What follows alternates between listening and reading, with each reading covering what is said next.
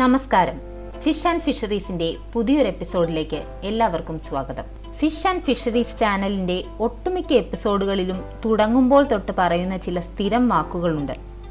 സ്വാഭാവിക ഭക്ഷണം, സ്വാഭാവിക ആവാസ വ്യവസ്ഥ, പ്രകൃതിദത്ത കുളങ്ങൾ, കുളങ്ങളിലെ മത്സ്യകൃഷി എന്നിങ്ങനെ പോകുന്നു. ടാങ്കിൽ മത്സ്യകൃഷി ചെയ്യുന്നതിനെക്കുറിച്ച് പറയുന്ന വീഡിയോയിൽ പോലും എന്തിനാണ് പ്രകൃതിയിൽ നിന്ന് തുടങ്ങുന്നത് എന്ന് ചില സുഹൃത്തുക്കൾക്ക് സംശയം. യാതൊരു സംശയവും വേണ്ട. ഇന്ന് നമ്മൾ ഉപയോഗിക്കുന്ന എല്ലാവിധ ശാസ്ത്ര സംഭാവനകളും പ്രകൃതിയിൽ നിന്ന് തന്നെയാണ് കണ്ടുപിടിച്ചതും തുടക്കമുണ്ടായതും. പ്രകൃതിയിൽ മത്സ്യങ്ങൾ എങ്ങനെ ജീവിക്കുന്നു, എന്തൊക്കെ ഭക്ഷണം കഴിക്കുന്നു, മത്സ്യത്തിന്റെ വിസർജ്യങ്ങളെ പ്രകൃതി എങ്ങനെ ദോഷമില്ലാത്ത രീതിയിലേക്ക് മാറ്റുന്നു തുടങ്ങി എല്ലാ കാര്യങ്ങളെക്കുറിച്ചും ശാസ്ത്രം വിശദീകരിച്ചു പറഞ്ഞു തന്നതുകൊണ്ട് മാത്രമാണ് ടാങ്കുകളിലെ കൃഷി തന്നെ സാധ്യമായത്. പ്രകൃതിയിൽ സംഭവിക്കുന്ന കാര്യങ്ങളെല്ലാം തന്നെ കൃത്യമായി മനസ്സിലാക്കിയാൽ അതേ രീതിയിലും അതിലും മികച്ചതുമായ സൗകര്യങ്ങൾ കൃത്രിമമായി ഒരുക്കി ടാങ്കുകളിൽ അവയെ വളർത്താൻ സാധിക്കും. അതിവേഗം ലോകമെമ്പാടും പ്രചാരത്തിൽ വന്നുകൊണ്ടിരിക്കുന്ന ഒരു കൃഷിരീതിയാണ് കൃത്രിമ ജലാശയങ്ങൾ അഥവാ ടാങ്കുകളിൽ ചെയ്യുന്ന ഹൈ ഡെൻസിറ്റി ഫിഷ് ഫാമിംഗ്. ടാങ്കിലെ ജലത്തിന്റെ ഗുണനിലവാരം നിയന്ത്രിക്കുന്ന രീതിയുടെ അടിസ്ഥാനത്തിൽ ഇതിനെ flow through system, recirculation system, biofloc system എന്നിങ്ങനെ പലതായി തരംതിരിക്കാം.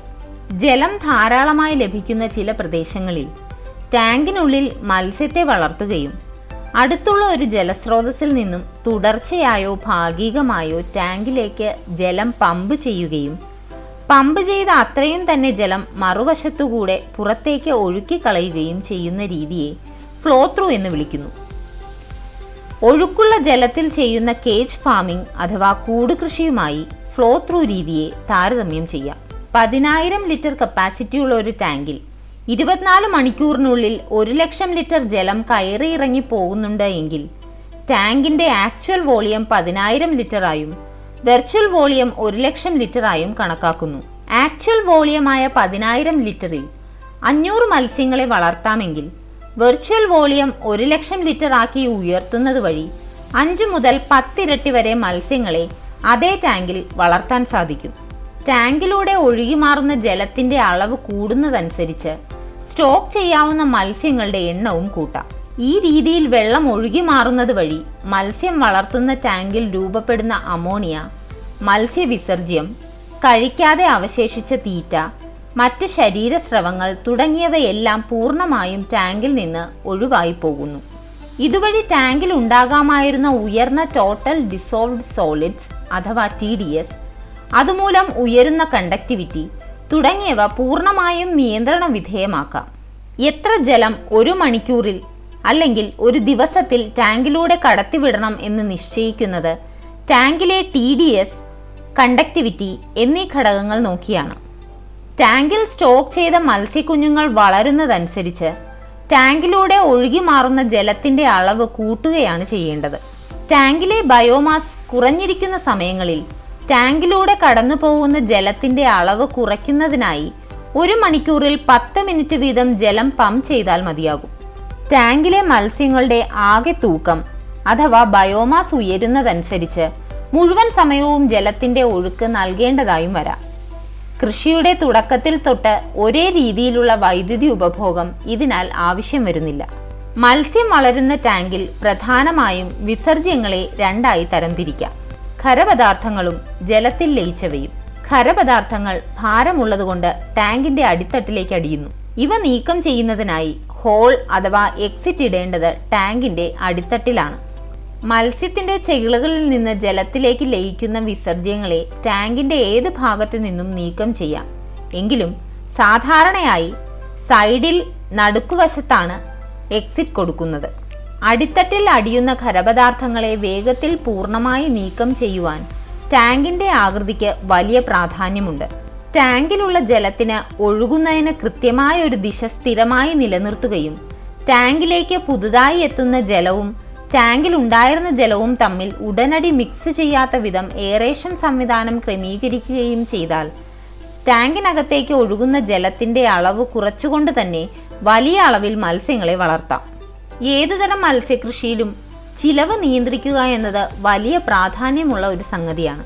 ശരിയായ സംവിധാനങ്ങൾ ഒരുക്കിയാൽ കുറഞ്ഞ വൈദ്യുതി മാത്രമേ ജലം പമ്പ് ചെയ്യുന്നതിന് ആവശ്യമായി വരികയുള്ളൂ. മത്സ്യകൃഷിക്കായി കേരള ഗവൺമെന്റിന്റെ സബ്സിഡി നിരക്കിലുള്ള വൈദ്യുതി ലഭ്യമാണ് എങ്കിലും ഏതെങ്കിലും സാഹചര്യത്തിൽ വൈദ്യുതി ഇല്ലാതെ വരികയാണെങ്കിൽ പവർ ബാക്കപ്പ് സംവിധാനം ഒരുക്കാൻ ചിലവാക്കേണ്ടി വരുന്ന ഫ്യൂവൽ എക്സ്പെൻസ് വലിയ ബാധ്യതയുണ്ടാക്കും. ഫ്ലോ ത്രൂ രീതിയിൽ മത്സ്യം വളർത്താൻ ഉപയോഗിക്കുന്ന ടാങ്കുകളുടെ പ്രത്യേകതകളെക്കുറിച്ച് നമുക്കൊന്ന് നോക്കാം.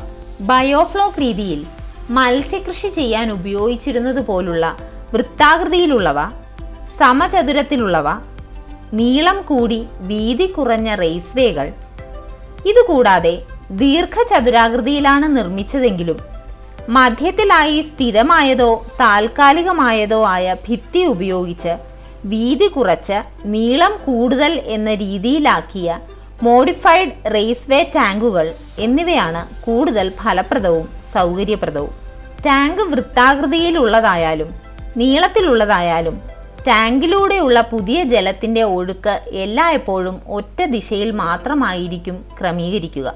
വൃത്താകൃതിയിലുള്ള ടാങ്കുകളിൽ ഇതിനാൽ ജലത്തിന്റെ കറക്കം എപ്പോഴും നിലനിൽക്കുന്നതിനാൽ താഴെ അടിയുന്നതും ജലത്തിൽ ഒഴുകി നടക്കുന്നതുമായ എല്ലാ വസ്തുക്കളും ടാങ്കിന്റെ മധ്യത്തിലേക്ക് എത്തുകയും അവിടെ കൊടുത്തിരിക്കുന്ന എക്സിറ്റ് പൈപ്പിലൂടെ പുറത്തേക്ക് പോവുകയും ചെയ്യും. ഒഴുക്കിനെതിരെ സഞ്ചരിക്കുക എന്നത് മത്സ്യത്തിന്റെ ഇഷ്ടവിനോദമാണ്.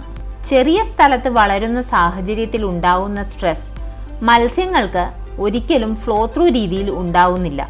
അതിനാൽ തന്നെ അവയുടെ രോഗപ്രതിരോധ ശേഷിയും വളർച്ചാ നിരക്കും ഉയർന്നതായിരിക്കും. മത്സ്യം വളർത്തുന്ന ടാങ്കുകളിൽ സാധാരണയായി കാണപ്പെടുന്ന ജലത്തിൽ പൊങ്ങിക്കിടക്കുന്ന പത അഥവാ ഫോം ഫ്ലോ ത്രൂ സിസ്റ്റത്തിൽ ഉണ്ടാകാറില്ല. മത്സ്യങ്ങൾക്ക് ഉണ്ടാവുന്ന സ്ട്രെസ് അവരുടെ മാംസത്തിന്റെ രുചിയെ പോലും ബാധിക്കുന്നുണ്ട് എന്ന് പഠനങ്ങൾ പറയുന്നു. ഭൂനിരപ്പിന് മുകളിലേക്ക് ടാങ്ക് പണിയുന്നതാണോ പടുതാക്കുളങ്ങൾ ഉണ്ടാക്കുന്നത് പോലെ മണ്ണിൽ കുഴിയെടുത്ത് ലൈനർ ഇടുന്നതാണോ നല്ലത് എന്ന ചോദ്യം പലപ്പോഴും കേൾക്കുന്നതാണ്.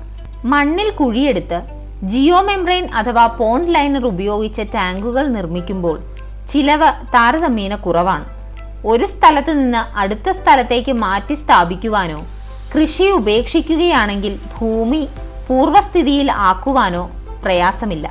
എന്നാൽ പലപ്പോഴും സമതല പ്രദേശങ്ങളിൽ ടാങ്കുകളിലേക്ക് പുതിയ ജലം എത്തിക്കുവാനും ഉപയോഗിച്ച ജലം ടാങ്കിൽ നിന്ന് പുറത്തേക്ക് കളയുവാനും പമ്പിംഗ് വേണ്ടിവരും. ഭൂനിരപ്പിന് മുകളിലേക്ക് പണിയുന്ന ടാങ്കുകളിൽ ടാങ്കിനുള്ളിലേക്ക് ജലം പമ്പ് ചെയ്യുന്നതിന് വേണ്ടി മാത്രം വൈദ്യുതി ചെലവാക്കിയാൽ മതിയാകും. ജലം പുറത്തേക്ക് കളയുന്നതിന് വാൽവ് തുറന്നു വിട്ടാൽ മതി. ലൈനർ പോണ്ടുകൾ അഥവാ പടുതാക്കുളങ്ങൾ നിർമ്മിക്കുന്ന സമയത്ത് പുറത്തേക്ക് മാറ്റുന്ന മണ്ണ് കുളങ്ങളുടെ വശങ്ങളിൽ തന്നെ ബലപ്പെടുത്തി നിർത്തി ലൈനർ ഷീറ്റ് ഇട്ട കുളങ്ങളിൽ ജലത്തിന്റെ മൊത്തം ആഴത്തിന്റെ പകുതി ഭാഗം ഭൂനിരപ്പിന് മുകളിലേക്കായിരിക്കും. ഇത്തരത്തിലുള്ള പടുതാക്കുളങ്ങളിൽ റെഗുലേറ്റഡ് സൈഫൺ രീതി ഉപയോഗിച്ച് പുറത്തേക്ക് ജലം ഒഴുക്കിക്കളയാൻ വാട്ടർ പമ്പ് മുഴുവൻ സമയവും പ്രവർത്തിക്കേണ്ടാത്ത രീതിയിൽ സജ്ജീകരിക്കാവുന്നതാണ്. ഏതൊരു കൃഷിയും ആരംഭിക്കുന്നതിന് മുന്നോടിയായി നമ്മുടെ കയ്യിൽ നിലവിലുള്ള റിസോഴ്സിനെ കുറിച്ചും അവിടെ നടപ്പാക്കാൻ സാധിക്കുന്ന മികച്ച രീതിയെക്കുറിച്ചും വിശദമായി പഠിച്ച് പ്രോജക്റ്റ് റിപ്പോർട്ട് ആക്കി വെക്കേണ്ടതാണ്. ഈ രീതിയിൽ ചെയ്യുമ്പോൾ അനാവശ്യമായ ഒരുപാട് ചിലവുകൾ ഒഴിവാക്കാൻ സാധിക്കും.